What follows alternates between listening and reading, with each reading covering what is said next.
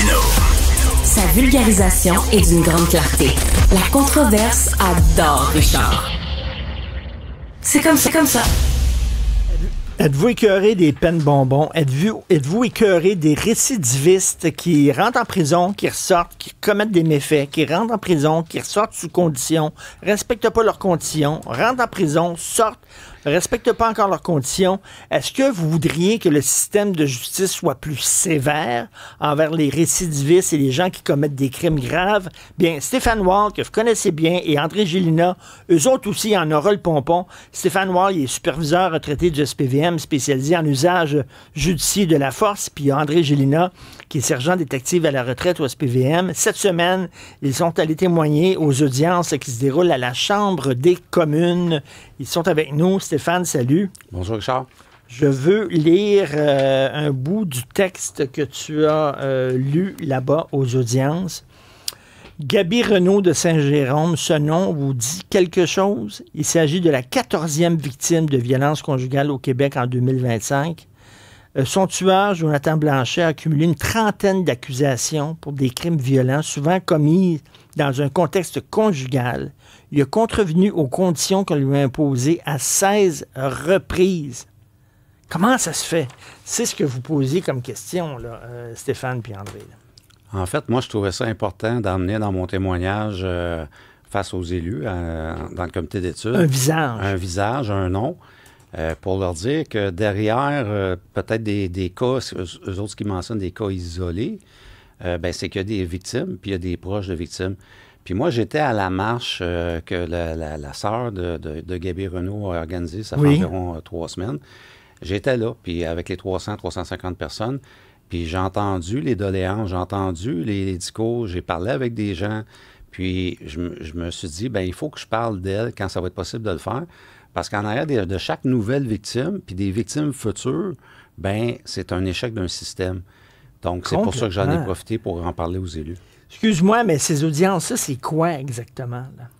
Cette étude-là, ça ne portait pas nécessairement directement sur le nouveau projet de loi C-14 que le premier ministre Carney a annoncé, qui est un pas dans la bonne direction, il faut le dire, mais qui va pas assez loin. Mais ça regardait les remises en liberté, tout ce qui était les peines, détermination de la peine. Donc, il voulait avoir des idées de différents experts, policiers, criminologues, intervenants, etc., pour peut-être penser à différentes bonifications de projets de loi futurs. André est là, André Gélina. André, tu sais, quand des fois, on entend parler de peines qui sont données à des criminels, tu sais, on dirait qu'on est plus sévère envers des criminels à cravate, là, qui volent des économies des gens, plutôt qu'envers des assassins puis des violeurs. Oui, ça, c'est un triste constat aussi, là, quand on se rend compte de choses comme ça, parce qu'on a l'impression, des fois, quand ça touche l'argent, évidemment, là, des fois, le système réagit, ou si ça touche des grandes entreprises, ou si ça touche l'État. Mais en même temps, ce qu'on se rend compte, c'est qu'on est clément envers des criminels, mais on l'est absolument pas envers les victimes, parce qu'en bout de ligne, si une victime qui a été victime d'agression sexuelle sait que son agresseur purge une peine chez lui en écoutant la télé, en étant dans son spa, c'est sûr et certain que c'est rien pour la sécuriser. Ça déconsidère l'administration de la justice. Puis il faut comprendre que le code criminel à la base. En tout cas, moi, la compréhension que j'ai eue en étant policier, c'est que c'est fait pour protéger les victimes et non pas les criminels. Mais c'est ce qu'on se rend compte avec le gouvernement libéral depuis les 10 dernières années. Comme Stéphane l'a dit, on est dans une bonne direction, mais on est loin de la coupe aux lèvres parce que c'est beau d'augmenter le fardeau pour détenir des individus puis les relâcher avec des conditions plus sévères, mais ça prend des gens pour appliquer ces conditions-là et aller s'assurer que ces gens-là suivent les conditions.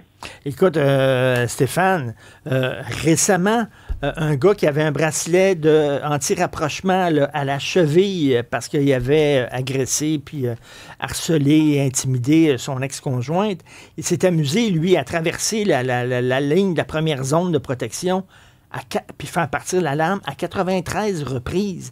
Puis elle, ça sonnait chez elle, cette femme-là. Rien pour la faire peur, rien lui faire peur, rien qu'en disant « je suis là ».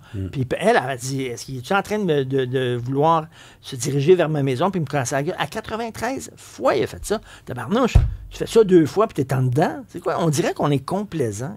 C'est la complaisance et du laxisme du système, malheureusement. Puis ça faisait partie des points que j'ai mentionnés devant les parlementaires, c'est que dans un contexte de violence conjugale, dans un contexte de crime contre les femmes, par exemple, là, si on parle des femmes, tout type de crime, après 4 condamnations, bien là, il faudrait se poser la question, est-ce qu'on remet le suspect en liberté ou pas? Est-ce qu'on lui donne une peine après une 4e condamnation, style à vie, pour protéger le public? Puis, une autre des préoccupations, c'était les remises en liberté, justement, en attendant le procès. Moi, ce que je disais, c'est dans un contexte de violence conjugale, après 3 bris de conditions, et non pas 70, 68, après 3 bris de conditions, la personne n'a pas voulu répondre aux conditions de la Cour, bien, c'est de valeur, mais cette personne-là devrait être emprisonnée. Complètement. Jusqu'à son procès. Mais complètement. Là, et André, encore, là, on voit, c'est aujourd'hui que c'est sorti, le Giovanni Apollo, là, l'ancien chef vedette, là, alors qu'il n'est pas Giovanni pantoute, il n'est pas italien, il s'appelle Jean-Claude Apollo. 5 chefs d'accusation, inceste contre sa fille. Son procès va être bientôt. On dit la présomption d'innocence, là, il est innocent jusqu'à preuve du contraire, je peux comprendre. Là. Bon, il avait saisi son passeport parce qu'on avait peur qu'il sac le camp avant son procès. Que si le gars est en Italie, on lui a permis de sortir, puis il est en Italie, puis il se promène, puis avec sa blonde, là, puis il y a bien du fun. What the fuck? C'est quoi ça? Non, mais écoute, ça, c'est des choses qui déconsidèrent l'administration de la justice. Là. Ça n'a aucun bon sens. Moi, j'ai déjà vu, même à la cour, là, quand j'étais enquêteur, j'attendais pour passer pour une de mes causes, puis l'individu qui avait été reconnu coupable de capacité affaiblie, là, qui avait conduit avec les capacités affaiblies, était sous ben raide. Puis son avocat avait demandé à ce que la sentence soit repoussée pour qu'il puisse aller jouer au golf avec ses chums en Floride. Puis le juge avait acquiescé. Tu sais, je veux dire, à un moment donné, là, oui. Je pense qu'il manque un peu de jugement puis de gros bon sens, là, parce qu'encore une fois, les gens doivent avoir confiance en la justice. Qu'est-ce qui fait que les gens vont s'en remettre à la justice, qui vont appeler la police, qui vont faire confiance au procureur de la couronne et au juge? Ben, c'est que des décisions qui sont cohérentes. Puis encore une fois, on l'a vu depuis plusieurs années, c'est incohérent. On a aboli des peines minimales obligatoires. On cible, on donne des faveurs à des criminels parce qu'ils proviennent d'une communauté ou d'une autre. Oui. On baisse les sentences. Moi, je me serais mal vu comme enquêteur à l'époque de dire à une victime, écoute, c'est plate, mais si ton agresseur avait été quelqu'un de souche, ben il aurait fait de la prison. Mais là, ben évidemment, à cause de principes qui sont poussés par une gauche extrême, là, cet individu-là, ben, il ne sera pas incarcéré. Ça marche pas, là. Je veux dire, il faut absolument que le gouvernement réalise. Il faut détenir des gens qui sont dangereux, qui commettent des crimes de violence, des crimes avec des armes, des crimes contre les femmes. Et après ça, ceux qui vont réussir à passer le test et qui seront remis en liberté, ça prend des unités policières pour surveiller et s'assurer avec une priorisation qu'est-ce qu'ils font et est-ce qu'ils représentent un danger. Parce que souvent, on se rend compte d'une chose, c'est que on se rend compte qu'ils ne respectaient pas leurs conditions lorsqu'il arrive un drame. On n'a qu'à se souvenir du cas d'Eustasio Galeazzi, qui était lui en libération conditionnelle, mais ça se produit dans d'autres cas. Stéphane, écoute, quand les gens perdent confiance dans le système de justice, quand il y a même des policiers qui se demandent à quoi je sers, moi, là? Qu'est-ce que je fais, moi, là? À quoi je sers? Je les envoie là-bas, puis je vois le gars là, que j'ai arrêté. 2 semaines après, Esprit est en train de prendre un café quelque part. Ça, là, il n'y a pas meilleure façon pour paver la voie à un gars autoritaire qui va arriver en disant « Moi, je veux rétablir la peine de mort », puis ça, puis qui va aller complètement à l'autre extrême. Tu comprends? Là, à un moment donné, les gens sont tellement frustrés, puis tellement en colère, là, que le premier qui va se pointer avec des mesures hyper drastiques, là, on va dire « Oui, c'est mon homme ». Bien, je ne veux pas te décevoir, Richard, mais je pense pas qu'on est rendu là. On a un gouvernement qui s'est dans les élections, qui s'est présenté comme vouloir resserrer la loi et l'ordre, le code criminel, les conservateurs, alors qu'il n'allait pas aussi loin que tu le mentionnais. Et malgré ça, ben les gens ont décidé de voter encore pour les libéraux. Il y avait peur, là, dans le contexte. Là, on voulait un homme fort face à Trump. Oui, c'était ça l'affaire. Je comprends, mais je pense pas qu'on va aller aussi loin au Canada avec notre démocratie, notre façon de voir les choses. Puis maintenant, ce qu'on voit, c'est que les libéraux, se rendant compte des 10 ans de catastrophique au niveau de la justice de Justin Trudeau, ben là, tentent d'aller voler des idées aux conservateurs pour se recentrer un petit peu. C'est ça qu'on voit. Ben oui. Puis tu sais, c'est quoi cette affaire-là, là, André? Là, on va faire des audiences, puis tout ça. Tabarnane, là, ils lisent pas les journaux, là. Ils ont-tu besoin d'une audience, puis d'un rapport, puis d'études, puis de comité, esprit, puis de projet pilote, puis toute l'affaire? On le sait, c'est quoi la solution? Tu sais, je suis content que vous êtes allé témoigner là-bas, là. Bravo à vous, puis tout ça. Mais tu sais, Christian, on dirait qu'ils débarquent, eux autres, en disant, « Oh, oui, il y a des peines complaisantes, puis des peines Netflix à des récidivistes. Je savais pas ça, moi. » Ben, tu sais, ce qu'il faut comprendre, Richard, c'est que dans un, sur ce comité-là, la majorité, c'est des avocats de formation, OK?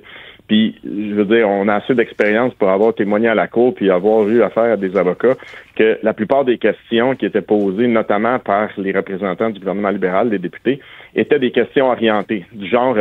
n'est-il pas vrai que notre projet de loi est un grand avancement? Et tu sais, c'est pratiquement s'ils cherchaient notre approbation et s'ils cherchaient du fait qu'on devait renforcer. Évidemment, ils nous feront jamais dire ce qu'on veut pas dire. C'est sûr qu'on n'avait pas le choix de dire oui, c'est un bon pas dans la bonne direction, mais encore une fois, c'est nettement insuffisant. On va voir ce qui va accoucher de ça. Il y avait le commissaire de l'Ontario Provincial Police, la police provinciale de l'Ontario, qui était avec nous, puis qui était tout à fait éloquent. Il leur a dit, écoutez, là, présentement, là, vous êtes sur une lubie d'armes à feu, alors que les armes à feu, là, le problème, c'est les armes à feu illégales, c'est pas les chasseurs et les tireurs. Vous nous demandez d'aller mettre des ressources pour aller collecter des armes à feu qui ont été acquises légalement. Moi, ce que j'ai besoin, là, c'est ces ressources-là pour aller courir après les criminels, pas pour aller écœurer les citoyens honnêtes.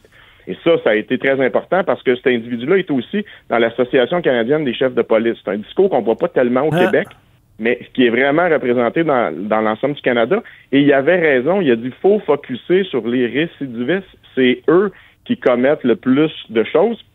Puis pour, mettons, exemple, on parle de la violence conjugale. Des fois, la première offense, c'est la plus grave. Fait que donc là, il faut travailler en amont.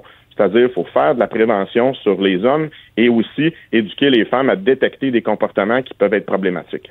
Et en terminant, Stéphane, vous autres, vous êtes deux anciens policiers à la retraite, vous avez une liberté de parole.